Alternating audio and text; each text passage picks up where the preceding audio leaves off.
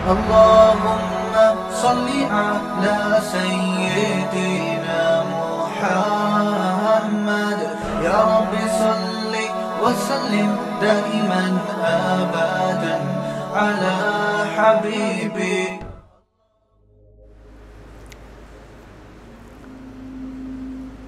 اللہ نے بتایا، دیکھیے انسان کی فطرت ہے، جو اچھا آدمی ہوتا ہے، عقل مند آدمی ہوتا ہے، وہ آنے والی کل پر آج کو قربان کرتا ہے. آپ نے دیکھا ہوگا جو بچے اسکول نہیں جاتے، کھیل تماشوں میں وقت ضائع کرتے ہیں، انہیں والدین کیا نصیحت کرتے ہیں کہ ابھی کھیل کود میں ٹائم اگر ضائع کیا تو بیٹا کل تمہاری کیا ہو جائے گی؟ برباد. کہتے ہیں کہ نہیں کہتے؟ بول لو بھائی، اگر کہتے ہیں تو کہتے ہیں، کہنا چاہیے، اگر نہیں کہتے تو آج سے کہنا شروع کر دیں.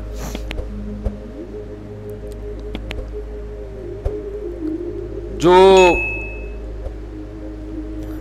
سارے پیسے خرچ کر رہا ہو، جتنی ارننگ ہے اڑا دیتا ہو، تو لوگ اسے کہتے ہیں بھائی کل کے لیے کچھ بچا کے بھی رکھو.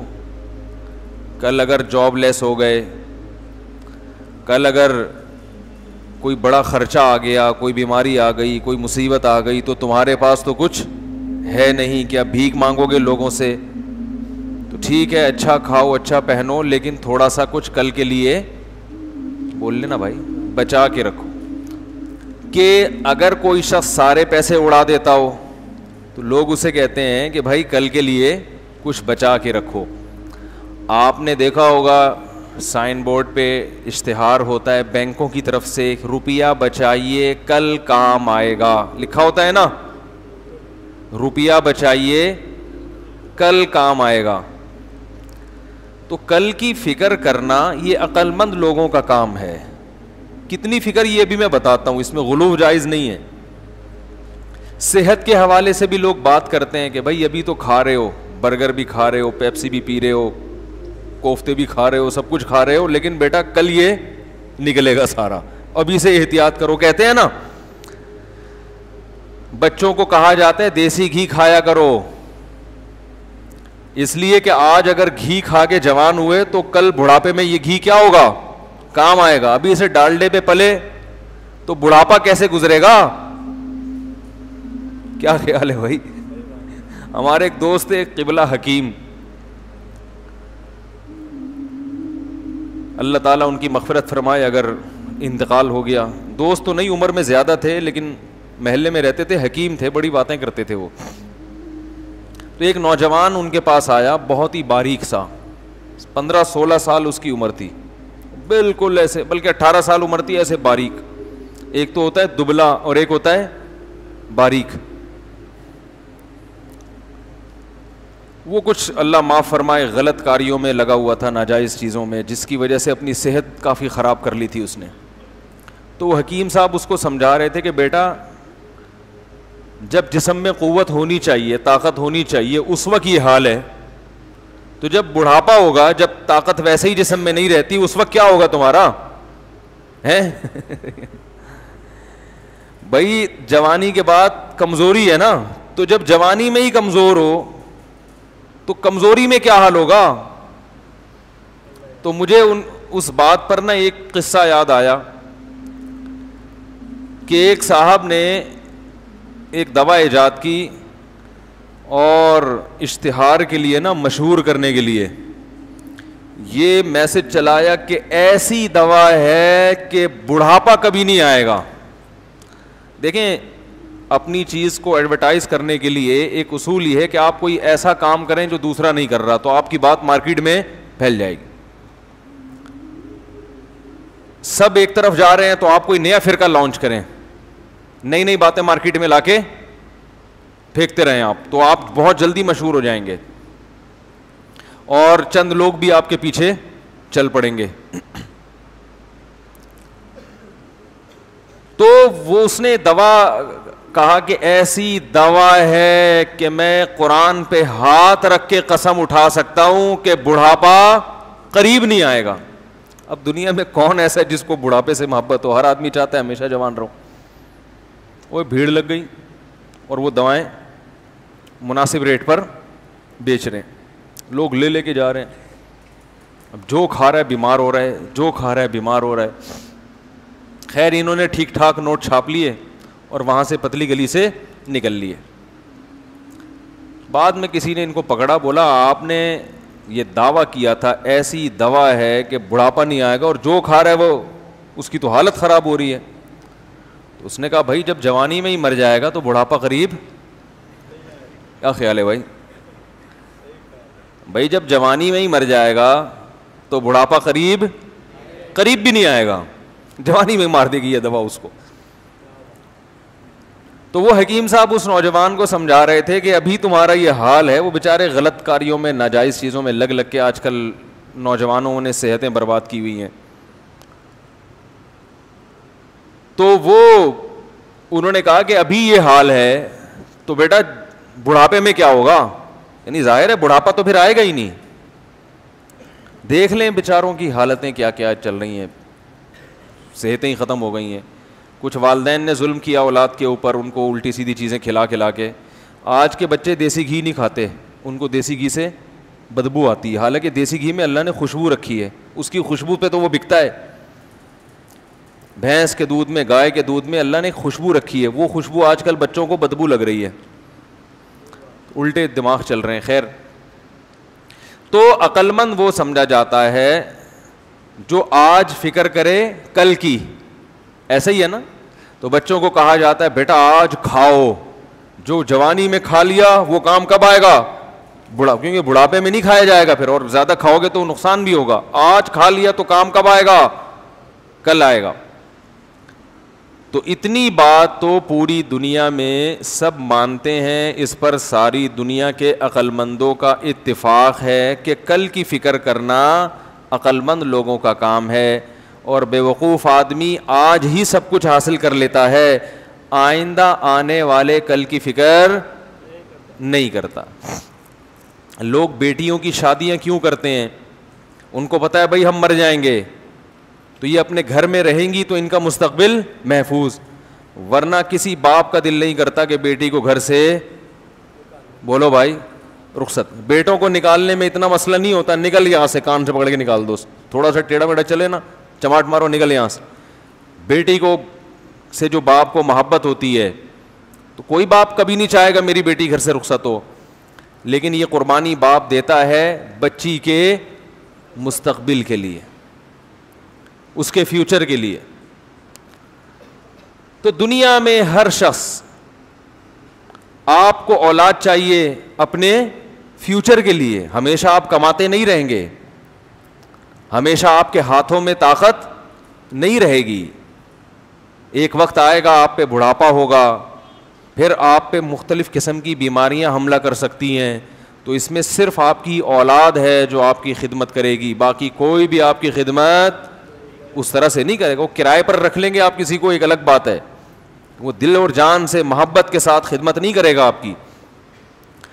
تو پلاننگ فیوچر کی, مستقبل کی پلاننگ یہ ہر آدمی کرتا ہے اور ہر شخص کو کرنا چاہیے. صحت کی پلاننگ بھی ہوتی ہے, معاشی لحاظ سے بھی آپ پلاننگ کرتے ہیں. لوگ انشورنس کیوں کرواتے ہیں کہ بھائی آج اگر کل ہم بیمار ہو گئے یا کل گاڑی میں حادثہ ہو گیا, مسئلہ نہ ہو جائے.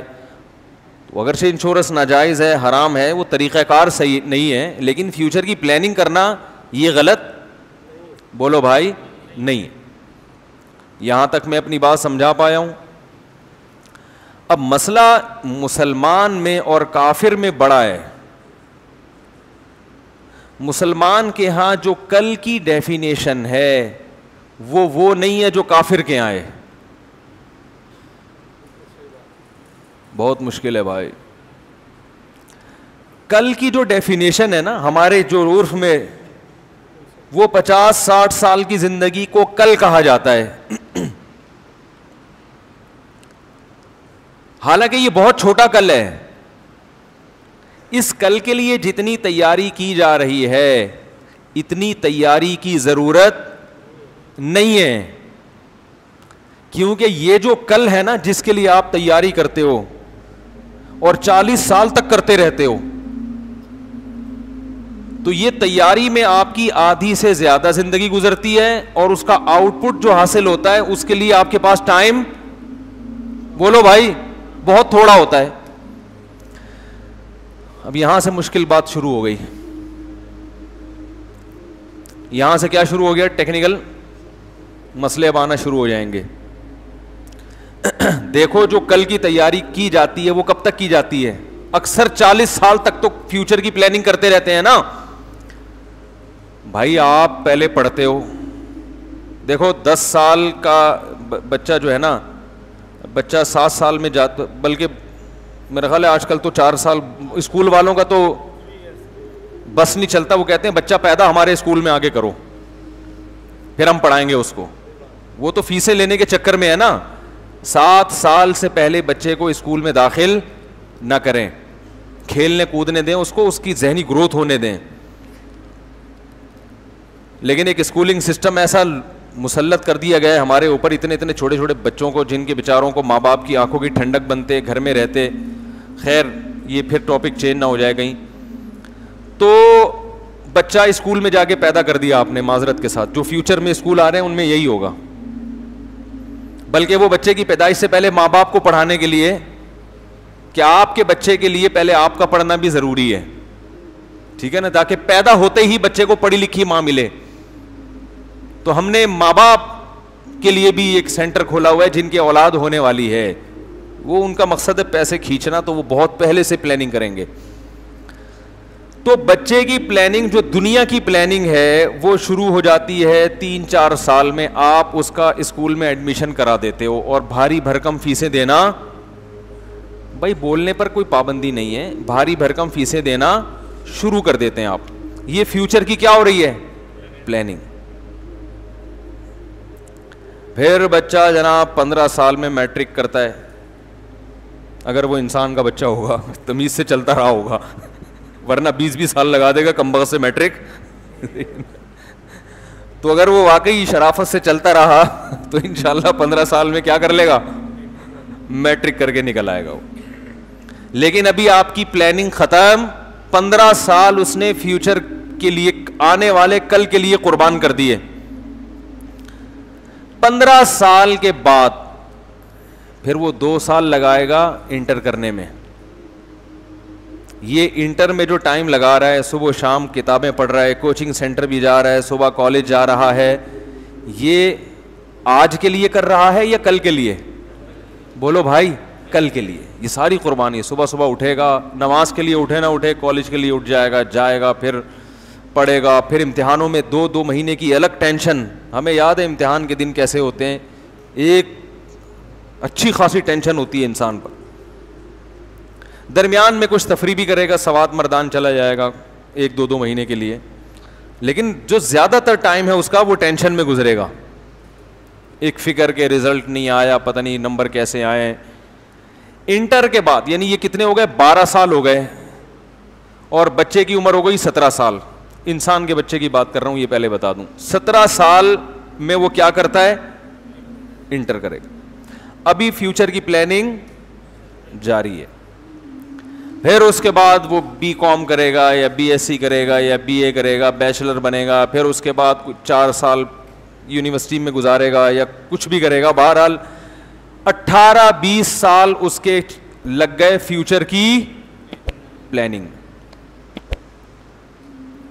20 سال کے بعد جا کے اس کو ایسی جاب ملتی ہے جو اچھی نہیں ہوتی, لیکن وہ اس لیے اس جاب کو قبول کرتا ہے کہ اس کے ذریعے مجھے اچھی جاب فیوچر میں, بولو بھائی, مل سکتی ہے.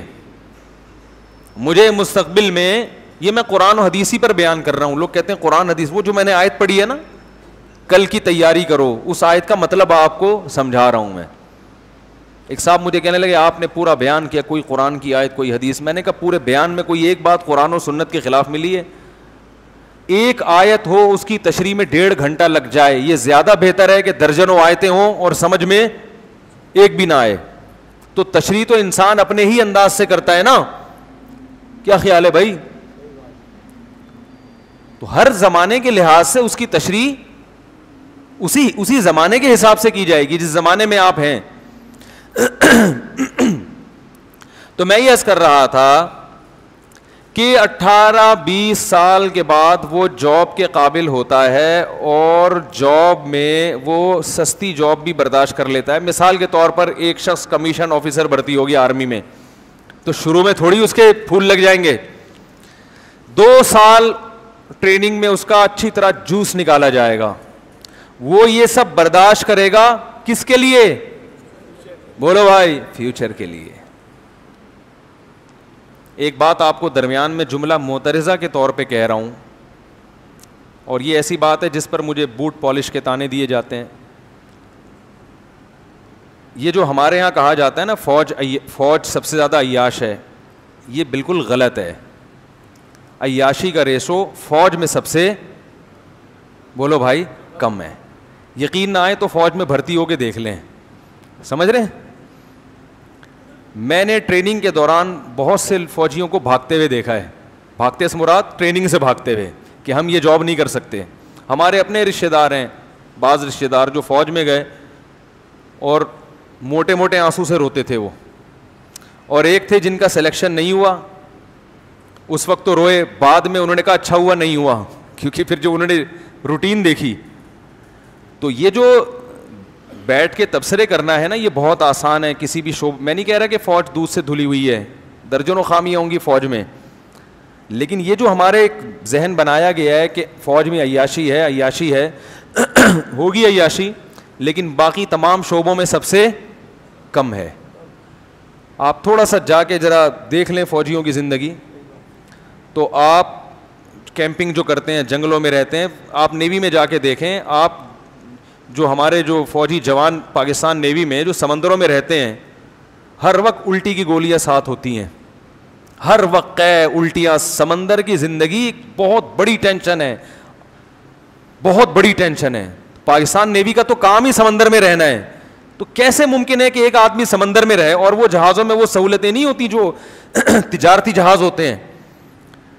یہ ایک ذہن بنایا گیا ہے باقاعدہ پروپیگنڈے کے تحت, اور پھر ایسا ذہن بنایا گیا ہے کہ جو ذرا سی فوج کی حمایت میں بات کرے تو اس کے خلاف بھی پورا ایک میڈیا جو ہے نا اس کے خلاف بولنا شروع کر دیتا ہے.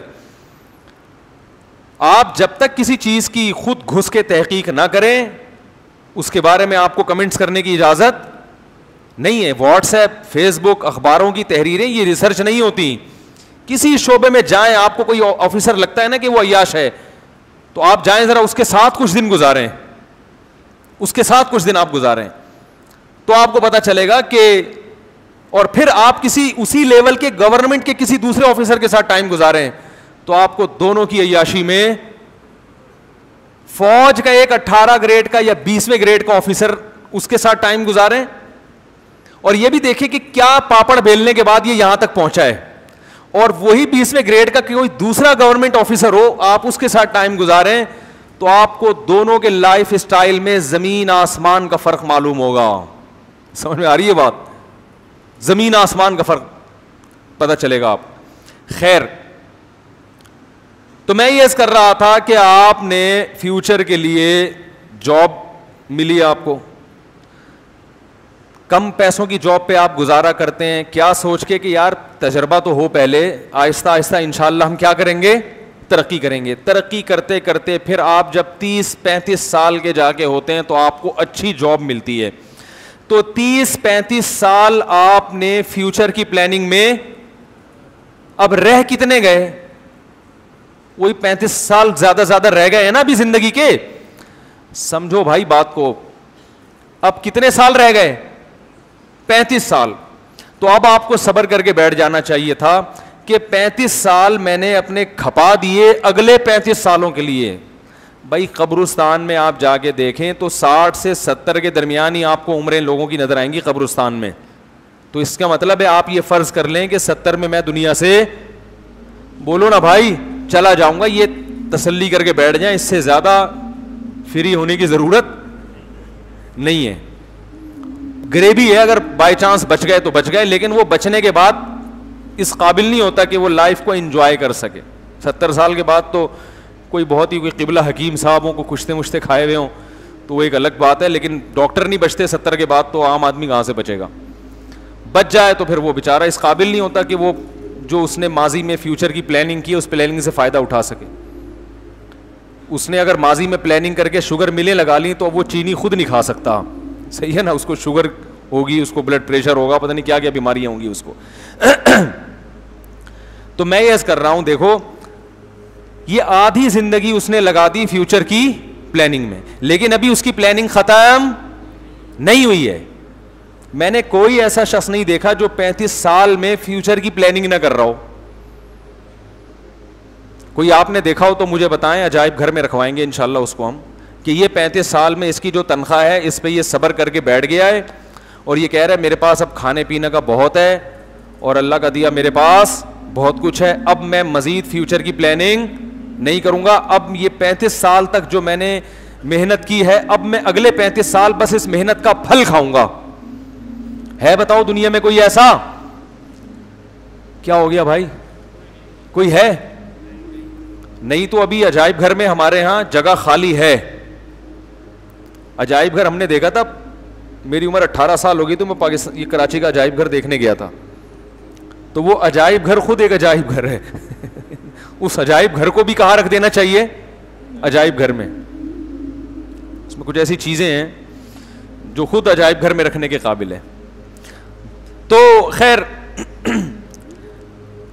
لیکن ہوتا یہ ہے کہ 35 سال میں انسان حقیقت میں پلاننگ شروع کرتا ہے. اب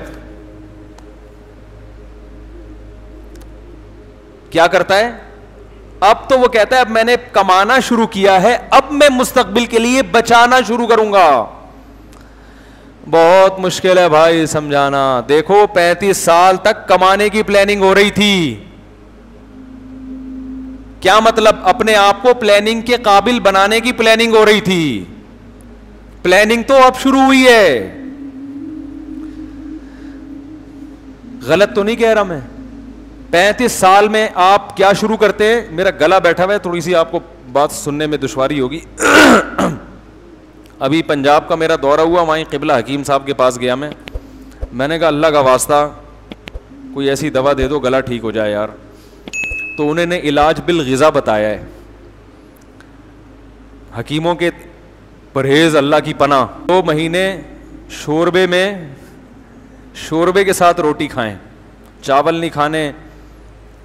چاول پہ پابندی, بڑے گوشت پہ پابندی, تیل والی چیزوں پہ پابندی, اور آلو پہ پابندی, اور دال ماش, دال چنا, بھنڈی, سب پابندی. میں نے کہا یہ بتا دیں کھانا کیا ہے بس. تو انہوں نے کہا بکرے کا گوشت یا دیسی مرغی شوربے میں, وہ بھی گوشت کو زیادہ فوکس نہیں کرنا, اس کا شوربے میں لال آٹے کی روٹی ڈبو کے کھانی ہے. تو ڈبو کے کھانے کا تو آپ کو پتہ ہے کہ کتنا مزہ ہے, اللہ نے وہ لطیفہ سناتا رہتا ہوں نا ڈبو کے کھانے کا, تو بس یہی کھانا ہے. تو اب اب پنجاب کا دورہ تھا, وہاں لوگ دعوتیں کرتے ہیں. اب ان کو بول رہے ہیں بھائی وہ حکیم نے کہا 2 مہینے پرہیز کرو گلا ٹھیک ہو جائے گا انشاءاللہ. تو پرہیز کیسے کریں؟ تو وہ تو دعوت میں تو لوگ چھوڑتے ہی نہیں ہیں. تو دعا کریں. اب 2 مہینے پرہیز کا ارادہ کیا ہے, دہی نہیں کھانا. تو وہ حکیم خود بڑے ماشاءاللہ جاندار تھے. یہ بات تھی 75-76 سال حکیم صاحب کی عمر ہوگی اور ماشاءاللہ جوان آدمی. تو میں نے کہا جو خود اپنی صحت بنا سکتا ہے انشاءاللہ وہ دوسروں کی صحت بھی. ورنہ آپ ڈاکٹر کے پاس جائیں نا, معذرت کے ساتھ کوئی ڈاکٹر صاحب بیٹھے ہوں تو وہ اپنی ٹھیک نہیں ہوتی. صحیح ہے نا, ڈاکٹر صاحب کی اکثر, سب نہیں, اکثر ڈاکٹروں کی اپنی صحت بیچاروں کی, کیونکہ جو صحت کے اصول ہیں اس پر وہ خود عمل نہیں کر رہے ہوتے. سگریٹ خود پی رہے ہوتے ہیں, رات کو 3 بجے تک تو کلینک سے بند کر کے آتے ہیں. 3 بجے ڈاکٹر صاحب کلینک بند کر کے آ رہے ہوتے ہیں اکثر, اور صبح 12 بجے تک پھر سو رہے ہوتے ہیں. تو کہاں سے صحت ٹھیک ہوگی؟ خیر, تو آپ دعا کریں میرا گلا ٹھیک ہو جائے. میرا تو سارا کام ہی گلے کا ہے. پورے رمضان میں نے اسی گلے کے ساتھ تراویح پڑھائی ہے, اسی گلے کے ساتھ 1.5 گھنٹہ بیانات کیے ہیں. تو وہ بیٹھتا ہی جا رہا ہے. تو بہت سارے علاج کیے, فائدہ نہیں ہو رہا. دعا کریں. اب یہ جو پرہیز 2 مہینے کا ہے, یہ بکرے, کل میں دیسی مرغا لینے گیا, کہیں سے مل ہی نہیں رہا دیسی مرغا. تو وہ پھر پتہ چلا یہ دیسی بھی آج کل کیا آ رہے ہیں, اوپر سے یہ ہوتا ہے خالی, اندر سے اس کو وہی فیڈ کھلائی جا رہی ہے. خیر, اب کوئی ایسا نہ ہو ہدیے میں دیسی مرغے لا کے رکھ دے گھر میں, الحمدللہ اللہ کا دیا بہت کچھ ہے, مل جائے گا کہیں نہ کہیں سے. تو میں یہ عرض کر رہا ہوں کہ 35 سال پلاننگ کے قابل بناتا ہے اپنے آپ کو انسان, اور اس کے بعد پھر اصل پلاننگ تو اب شروع ہوتی ہے. بحریہ ٹاؤن میں پلاٹ لینے, یہ بھی انسان کے بچے کی بات کر رہا ہوں میں, پہلے بتا دیا. اگر صحیح طرح سے پڑھا ہو, اسکول گیا ہو, ٹائم پہ کالج گیا ہو, امتحان تیاری کر کے دیے ہوں, بالکل صحیح ایکوریٹ زندگی گزار رہا ہو, بالکل پرفیکٹ لائف ہو, تو وہ پھر 35 سال میں انسان کا بچہ بن جاتا ہے. ورنہ حالات آپ کو پتہ ہیں کہ کیا ہیں. 45 سال میں بھی لوگ کہتے ہیں یار ابھی تو کچھ ہے ہی نہیں, کیا کریں, بے روزگار پھر رہے ہوتے ہیں. تو 35 سال میں جب آپ کمانے کے قابل ہو گئے, آپ کی اچھی تنخواہ ہو گئی, تو اب آپ شروع کرتے ہیں فیوچر کی پلاننگ. ابھی پلاننگ اصل میں شروع ہوئی ہے. اب آپ کہتے ہیں میرے بحریہ ٹاؤن میں اتنے پلاٹ ہونے چاہیے, اب کوئی میں تنخواہ لے رہا ہوں, اب کوئی بزنس اسٹارٹ کرنا چاہیے. یہ تو بہت تھوڑی ہے. پھر آپ پلاننگ کرتے کرتے کرتے کرتے اسی دوران بچے بھی ہو رہے ہیں, تو اپنی پلاننگ کے ساتھ بچوں کی بھی, کیا خیال ہے بھائی, بچوں کی بھی شروع, بچوں کا اسکول, فیسیں, وہ ساری حساب کتاب مر جاتا ہے. لیکن معذرت کے ساتھ کمبخت کی پلاننگ ختم بولو بھائی نہیں ہوتی. اور اگر بالفرض 50-55 سال میں آ کے بریک لگ گئی کہ یار میں نے جتنے پلاٹ خریدنے تھے خرید لیے, بچوں کو پڑھانا تھا پڑھا دیا, ذاتی مکان خریدنا تھا خرید لیا, سارے کام میرے ہو گئے, اب میں ہنسی خوشی زندگی گزاروں گا. تو فرشتے آ کے بزبان حال کہہ رہے ہوتے ہیں کہ 50 سال تو تیری عمر اسی میں لگ گئی, اب ہنسی خوشی زندگی گزارنے کے لیے زندگی ہی نہیں بچی ہے. ہنسی خوشی کہاں سے لگائے گا اس میں بھائی؟ پہلے کوئی جوہر تو ہو, وہ کسی صفت کے ساتھ متصف ہوتا ہے نا. کوئی چیز ہو تو وہ اچھی بھی ہوگی بری بھی ہوگی, چیز ہی نہیں ہے, اب تیری زندگی بچی نہیں ہے. 10-15 سال رہ گئے ہیں, وہ بھی 10 قسم کی بیماریوں کے ساتھ, شوگر, بلڈ پریشر اور ڈپریشن اور اسٹریس. یہ بھی ایک نئی بیماری ہے بہت تیزی سے معاشرے میں. وہ ڈپریشن اس بات کی ہوتی ہے کہ 50 سال میں جہاں تک آپ اپنے آپ کو دیکھنا چاہتے تھے پہنچے وہاں تک بولو بھائی نہیں ہو, تو اس کی وجہ سے اسٹریس میں ویسے ہی چلا جاتا ہے آدمی. اچھا کیا ہو گیا میری پگڑی کو بھائی, صحیح ہو گئی اب؟ تو اس کی وجہ سے ویسے ہی انسان کہاں چلا جاتا ہے, اسٹریس میں چلا جاتا ہے. اور درجنوں پھر اولاد کے الگ مسائل, کوئی اولاد بگڑ گئی وہ ساری پلاننگ کی واٹ لگا دیتی ہے. بگڑی ہوئی بیگم مل گئی, بد اخلاق عورت مل گئی, اس نے ساری پلاننگ کی بولو بھائی ایسی کی تیسی کر دی. سالہ مل گیا کوئی ایک بھی آڑا ترچا, ایک سالہ بھی آڑا ترچا مل جائے نا, وہ ٹینشن کے لیے بولو بھائی. اور سوچو جس کے 3-4 قسم کے مختلف قسم کے سالے ہوں اس کی زندگی کیسی ہوگی ہیں؟ وہ تو شکر ہے اللہ نے ہمیں اچھے شریف سالے دیے ہیں, ورنہ رزق تو لے لیا نا, ہم نے رزق تو لے لیا نا. تو پلاننگ کرتے کرتے کرتے کرتے بڈھا ہو جاتا ہے, اور بالفرض اگر پلاننگ روک دے تو اب اس پلاننگ سے فائدہ اٹھانے کے لیے زندگی بہت تھوڑی بچی ہے, بہت تھوڑی زندگی بچی ہے, بہت تھوڑی. اور اکثر لوگ تو اچانک بیٹھے بیٹھے اٹیک ہو گیا, شوگر لیول ہائی ہوا, گردے ڈیمیج ہو گئے, ایک دم موت کی طرف لڑکتے ہیں. تو میرے بھائی قرآن مجید جو بار بار کہہ رہا ہے کہ یہ دھوکے کا گھر ہے, دھوکے کا گھر ہے, اعلموا یقین کر لو, جان لو, انما الحیات الدنیا لعب ولہو, کہ دنیا کی زندگی کھیل ہے, تماشا ہے, اور کیا ہے, متاع الغرور, دھوکے کا گھر ہے. بار بار جو قرآن کہہ رہا ہے یہ اس لیے کہہ رہا ہے کہ یہ واقعی دھوکہ دیتی ہے انسان کو. ہم یہ سمجھتے ہیں کہ دنیا مجھے دھوکہ نہیں دے رہی, یہ بہت بڑی بھول ہے.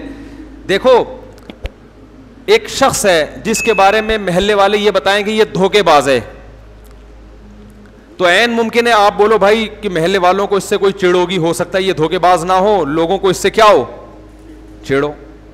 کوئی دوسرا شخص آ کے کہتا ہے یہ دھوکے باز ہے, آپ کیسے ہو سکتا ہے بھائی ان کے آپس میں کوئی ذاتی بغض ہو, اس وجہ سے یہ اس کو کیا کہہ رہے ہیں, دھوکے باز. لیکن جب ساری دنیا کہہ رہی ہوگی دھوکے باز ہے, تو آپ کو اس سے معاملات کرنے میں احتیاط کرو گے کہ نہیں کرو گے؟ آپ کہو گے یار اس سے لین دین میں اب احتیاط بہرحال ضروری ہے کہ یار یہ ایسا ہے نہیں جیسا نظر آ رہا ہے, تو پیسوں کے لین دین میں آپ کیا ہو جاؤ گے, ہوشیار. تو یاد رکھو قرآن مجید میں اللہ تعالیٰ کا ارشاد ہے وَمَنْ أَصْدَقُ مِنَ اللَّهِ قِيلًا, اللہ سے زیادہ سچی بات کس کی ہو سکتی ہے, اللہ سے زیادہ سچ کون بول سکتا ہے.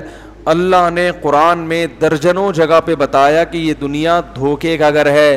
یا ایھا الناس ان وعد اللہ حق فلا تغرنکم الحیات الدنیا ولا یغرنکم باللہ الغرور. اے لوگو اللہ کا وعدہ سچا ہے, جس کل کو تم کل سمجھ رہے ہو وہ حقیقی کل نہیں ہے, حقیقی کل کوئی اور ہے. تو ایسا نہ ہو کہ تمہیں دنیا دھوکے میں ڈال دے, کیونکہ یہ کیا ہے, یہ دھوکے باز دنیا ہے. تو اب آپ بتاؤ جس کو قرآن بار بار کہہ رہا ہے دھوکے باز دھوکے باز دھوکے باز, اور آپ اس سے بڑے آرام سے لین دین کر رہے ہو, آپ اس سے بالکل پورا اعتماد کر کے اس دنیا پہ بیٹھ گئے, تو بتاؤ پھر ہم اور آپ سے بڑا بے وقوف دنیا میں کون ہوگا؟ محلے میں ایک آدمی کے بارے میں کوئی ایک شخص کہہ دے کہ یہ دھوکے باز ہے, آپ احتیاطاً اس سے لین دین چھوڑ دیتے ہو کہ یار مارکیٹ میں یہ بندہ بدنام ہے. بدنام نہ بھی ہو, ایک شخص بھی کہہ دے گا نا, آپ ہوشیار ہو جاؤ گے. اور یہاں اللہ بار بار بتا رہے ہیں کہ یہ دنیا کیا ہے, دھوکہ دینے والی ہے, دھوکہ دینے والی. اور ایسا اس پر اعتماد کر کے بیٹھ گئے کہ یار میں یہ بھی کروں گا, میں یہ بھی کروں گا, میں یہ بھی کروں گا, پھر یہ بھی ہوگا, پھر یہ بھی ہوگا, پھر یوں ہو جائے گا, پھر یوں ہو جائے گا, اور پھر میں مزے اڑاؤں گا. نہیں اڑاؤ گے میرے بھائی, یہ آپ کو دنیا کیا کر رہی ہے, بے وقوف بنا رہی ہے. دیکھیے قرآن مجید نے دنیا کے لیے جو لفظ استعمال کیا, زینت کا لفظ استعمال کیا, زینت. فرمایا انا جعلنا ما علی الارض زینۃ لہا. کیا عجیب بلاغت ہے قرآن کی. فرمایا کہ یہ جو دنیا کے اوپر کی چیزیں ہیں یہ ہم نے دنیا میں رہنے والوں کے لیے مزین کر دی ہیں. خوب اچھی طرح بات کو سمجھنے کی کوشش کریں. زینت کسے کہتے ہیں؟ فیشن کو. کوئی دلہن کو زیب و زینت سے آراستہ کیا جاتا ہے نا, تو کیا مطلب, چاہے وہ خوبصورت ہو یا نہ ہو, اس کو زیور سے آراستہ کر کے ڈسٹیمپر کے ڈبے خالی کر کے اس کے اوپر اس کو بہرحال خوبصورت بنانے کی کوشش, بولو بھائی, کی جاتی. چاہے وہ حقیقت میں خوبصورت ہو یا نہ ہو, اس سے بحث بیوٹی پارلر والوں کو نہیں ہوتی. زینت کا مطلب ہے خوبصورت بنانے کی, بولو نا, کوشش. حقیقت میں خوبصورت بنانا کس کا کام ہے؟ اللہ کا. تو زینت کا مطلب ہے کہ کوئی چیز حقیقت میں اچھی ہو یا نہ ہو, دیکھنے میں بہرحال, بولے نا بھائی, اچھی لگے. تو ہر انسان, مرد بھی زینت اختیار کرتے ہیں, عورتیں بھی زینت اختیار کرتی ہیں, اپنی چیزوں کو بھی مزین کیا جاتا ہے. آپ نے دیکھا ہوگا جو گاؤں دیہاتوں کے لوگ ہیں وہ اپنی سائیکلوں پہ کیسے ٹیپ چڑھاتے ہیں نا, سائیکلوں پہ کیا ٹیپ چڑھا کے نیلی پیلی پٹیاں, اور ایسے اس کو چھمک چھلو بنایا ہوا ہوتا ہے سائیکل کو. رکشے والوں کو دیکھ لو, ٹرک والوں کو دیکھو, مور بنا ہوا ہے, چیتا بنا ہوا ہے, پورے ٹرک پہ تنزانیہ کا جنگل آپ کو نظر آئے گا ہے, اور اس پہ نیلے پیلے. جو جس کو اللہ نے جتنی سمجھ دی اس کے حساب سے وہ اپنی چیزوں کو مزین کرنے کی کوشش کرتا ہے تاکہ دیکھنے میں کیا لگے, اچھی. اب گاڑی اگر کلر اچھا ہے اس کا, اور آپ نے اس پہ بڑا, جیسے دولہے کے کار کو سجایا جاتا ہے, بہت اچھی طرح سجا دیا, تو دیکھنے میں بہرحال وہ کیا لگے گی, اچھی. مگر حقیقت میں اچھی ہے یا نہیں یہ میکینک بتائے گا. وہ انجن اسٹارٹ کر کے دیکھے گا کہاں کہاں سے آوازیں نکل رہی ہیں, کہاں سے آواز نکلنی چاہیے مگر نہیں نکل رہی, اور کہاں سے نہیں نکلنی چاہیے مگر, بولو بھائی, نکل رہی. میں نے اپنی گاڑی دی کسی میکینک کو, میں نے بولا یہ عجیب سی ایک جگہ سے آواز آ رہی ہے. اس میکینک کے سمجھ میں نہیں آیا, اس نے وہ والی آواز بند نہیں کی جہاں سے آواز آ رہی تھی, جو مجھے بھی پتا تھا یہ دروازہ ہل رہا ہے, وہ آواز کیا کر دی اس نے؟ بند کر دی. تو انجن سے آواز آ رہی ہو یا کوئی اور چیز بج رہی ہو, اس سے پتہ چلتا ہے کہ یہ اچھی ہے نہیں, یہ صرف دولہا کی کار کو کیا, دولہا ہی کوئی دیکھ لو شیروانی پہنائی ہوئی ہے, پھول ڈالے ہوئے ہیں گلے میں, اور بڑا بیوٹی پارلر سے تیزاب سے نہا کے آیا ہوا ہے ماشاء اللہ, سارے جراثیم بھی اس کے مر گئے, کیسا چمک رہا ہوتا ہے. لیکن کیا یہ اس کی علامت ہے کہ یہ دولہا واقعی اچھا ہے؟ بھائی اچھا لگ رہا ہے یا نہیں ہے یہ تو دلہن بتائے گی 6-7 مہینے کے بعد, کہ جب وہ عدالت میں خلا لینے کے لیے گئی بھی ہوگی تو پتہ چلے گا کہ یہ اچھا تھا بھی یا, بولو نا بھائی, اچھا تھا یا نہیں تھا. تو زینت کا مطلب ہوتا ہے کسی چیز کو آراستہ کر دینا. تو اللہ نے قرآن میں کہا انا جعلنا ما علی الارض, زمین کے اوپر جو کچھ ہے یہ ہم نے آراستہ کر دیا ہے, دیکھنے والوں کو اچھا لگتا ہے. اچھا ہے نہیں, یہ لگے گا بہت اچھا لیکن اتنا اچھا ہے نہیں جتنا اچھا لگ رہا ہے تمہیں. کتنی بڑی حقیقت اللہ نے بیان کر دی. تو اب ہم کیا کریں؟ اللہ اگر اچھا لگ رہا ہے لیکن ہے نہیں تو ہم کریں کیا؟ پھر چھوڑ دیں اس کو؟ بھائی سوال پیدا ہوتا ہے جب اچھا لگ تو رہا ہے نا, بہرحال اب کیا کریں, ہم تو جو چیز ہمیں لگے گی ہم تو اسی پر عمل کریں گے نا. بھائی گاڑی اوپر سے بھی تو دیکھی جاتی ہے نا, اچھی لگ رہی ہے کہ نہیں لگ رہی. تو یا اللہ ہم کیا کریں, چھوڑ دیں اس دنیا کو؟ اللہ نے فرمایا نہ چھوڑو نہیں, میں نے اچھا لگایا اس لیے ہے کہ تاکہ تم اس کو حاصل کرو, لیکن بتا دیا کہ یہ اچھی ہے نہیں اتنی, لہذا اس کو دل دینے کی کوشش, بولو نا بھائی, نہیں کرو. اتنی اچھی نہیں ہے کہ دل پکڑا دو اس کو. کوئی عورت بہت خوبصورت زیور پہن کے آئی, بڑا اچھا ڈسٹیمپر کیا اس نے. ڈسٹیمپر اس لیے کہ آج کل میک اپ نہیں ہوتا, میک اپ کے دور وہ پرانے زمانے کا زمانہ تھا جب میک اپ ہوتا تھا. اب ڈسٹیمپر کے پورے ڈبے خالی ہوتے ہیں, حقیقت بتا رہا ہوں, سنا ہے ہم نے, یہی ہے, میں نے کبھی بیوٹی پارلر جا کے دیکھا نہیں لیکن سنا ہے کہ بالکل کلر چینج ہو جاتا ہے. تو دولہے کے بھی ڈسٹیمپر لگ رہا ہے اب تو, بیوٹی پارلر میں دولہا جا رہا ہے بلیک کلر کا, دولہا وائٹ ہو کے نکل رہا ہے, حقیقت ہے. آپ دیکھو, آپ حیران, یار تم تو اندھیرے میں نظر ہی نہیں آتے تھے ہیں, اب تم روشنی میں نظر نہیں آ رہے, اتنے وائٹ ہو گئے. تو وہ پتہ نہیں کیا کیا چیزیں آ گئی ہیں مارکیٹ میں, اللہ کی پناہ. تو آپ کو کوئی دولہا, کوئی عورت کو کوئی بندہ نظر آیا جو بڑے اچھی ڈریسنگ اور بہت زبردست بیوٹی پارلر سے تیار ہو کے آیا ہے, یا کوئی دلہن ہے, آپ فوراً اس کی طرف طبیعت مائل ہو گئی, لیکن کسی کو پتا ہے کہ اس کے اخلاق اچھے نہیں ہیں, یہ گت بنا دے گی, تمہاری ایسی کی تیسی کر دے گی. تو باپ اپنے بیٹے کو سمجھاتا ہے نا کہ بیٹا پہلے کیا دیکھنا چاہیے, اخلاق, اس کی شکل کو مت دیکھو, شکل کو مت دیکھو, یہ برباد کر دے گی. تو باپ یہ نہیں کہتا کہ یہ جو تمہیں اچھی لگ رہی ہے لگنی نہیں چاہیے, بھائی جب زینت ہے تو لگے گی اچھی, مگر اگر آپ اس کے صرف اچھے لگنے سے متاثر ہو گئے تو آپ کے بے وقوف اور احمق ہونے کی علامت ہوگی. یہ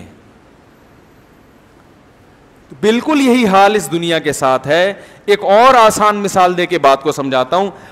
دیکھیں ہمارے ہاں جو چمن سے گاڑیاں آتی ہیں بہت سستی ہوتی ہیں, کیا خیال ہے؟ لینڈ کروزر بہت سستی مل جاتی ہے لیکن لوگ خریدتے ہیں. بھائی آپ اگر آفر کریں نا, چمن میں ہمارے بھی شاگرد ہیں, آپ بولیں یار مجھے لینڈ کروزر چاہیے, وہ دلوا دے گا آپ کو. بولے کتنی چاہیے بتاؤ, وہ گاڑی آپ کو دکھا بھی دے گا. آپ چمن میں جائیں, آپ گاڑی دیکھیں, زبردست. کراچی میں جو لینڈ کروزر چل رہی ہے, چمن میں جو چل رہی ہے, دیکھنے میں کوئی فرق نہیں لگے گا, بہترین. لیکن پھر بھی کوئی نہیں خریدتا. وہ چمن والا تو خریدے گا, کراچی والا وہی خریدے جو کسٹم میں ہو. جو کسٹم میں خود ہوگا نا وہ کیا کرے گا, کیونکہ اس کے لیے ٹیکس کیا ہے, معاف ہے نہیں ویسے, لیکن وہ اپنے لیے اس نے حلال کیا ہوا ہے. تو بہت سستی گاڑیاں مل رہی ہیں, لیکن آپ یہاں کوئی چھپا کے وہ گاڑی لے آئے, کراچی لے آئے, اور آپ کو کہے کہ یہ 2.5 لاکھ میں, 25 لاکھ والی گاڑی آپ کو 2.5 لاکھ میں دے رہا ہوں, آپ کا دل فوراً اس کی طرف آئے گا کہ نہیں آئے گا؟ آپ کے پاس ایک دھیلا بھی نہیں ہوگا, لیکن آپ کہو گے یار قرضے لے لے کے میں کسی سے چوری کر کے خرید لوں, بعد میں توبہ کر لوں گا میں, ٹھیک ہے نا, یہ بیچ کے میں قرضہ بھی اتار دوں گا اس کا, لیکن یہ گاڑی پکڑو فوراً. لیکن پھر آپ کے کان میں کوئی شخص آ کے کہتا ہے کہ بھائی یہ گاڑی دیکھنے میں تو بہت اچھی ہے, لیکن اس کے اندر ایک فالٹ یہ ہے کہ اس کے ڈاکومنٹس اوریجنل, بولو بھائی, نہیں ہے.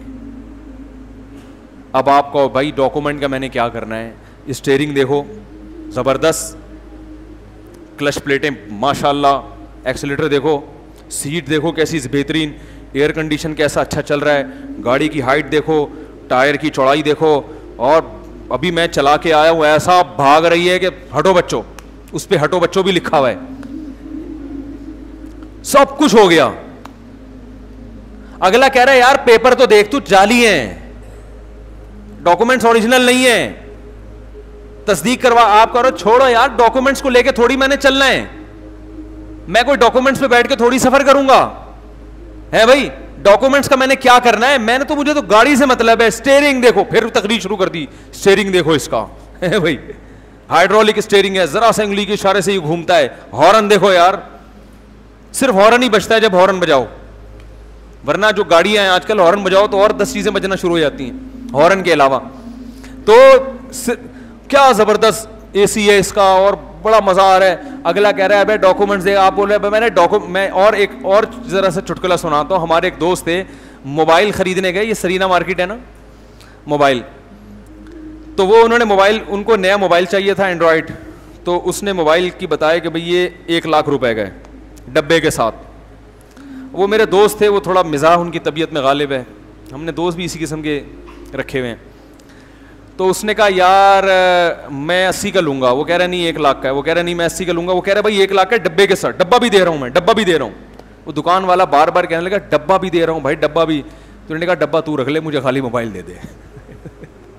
ڈبہ تو رکھ لے, مجھے 80,000 کا موبائل دے دے.